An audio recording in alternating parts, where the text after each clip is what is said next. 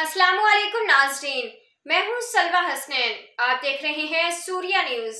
आइए नजर डालते हैं आज की अहम खबरों पर। चेयरमैन टाउन म्यूनसिपल कॉर्पोरेशन मांगू पीर हाजी नवाज अली ब्रोही ने कहा है कि हम हुकूमत सिंध के मशकूर हैं जिन्होंने हमारे फंड्स पर नजरसानी की। उम्मीद है ताउन का ये सिलसिला हमेशा जारी रहेगा। महंगाई के सबब तरक्याती स्कीमों के अखराजात में बहुत ज्यादा इजाफा हुआ है। इसको मद्देनजर रखते हुए तखमीने को रीशेड्यूल किया जा रहा है। अपने इलाके के अवाम को जिस तरह हम हर अमूर से बाखबर रख रहे हैं, आइंदा भी ये सिलसिला इसी अंदाज में जारी रहेगा। मैं ये नहीं कहता कि हमारा अंदाज सबसे मुख्तलिफ है। यहाँ इतना ज़रूर है कि हम खालिस्तान मेरिट की बुनियाद पर कामों को अंजाम देते हैं और इसी पर यकीन रखते हैं। अपने हदूद में बसने वाले हर शहरी को बुनियादी सहूलत की फरहमी यकीनी तौर पर देंगे।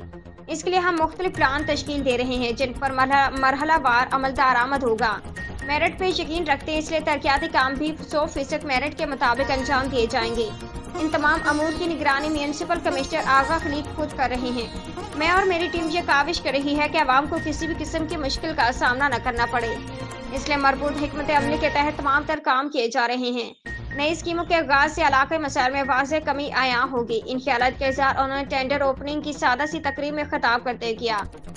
इस मौके पर town municipal officer Agha Khaliq, vice chairman Arif Rana, action Saleem Darbar, Afaq आलम व दीगर मुतल्लिका अफसरान भी मौजूद थे।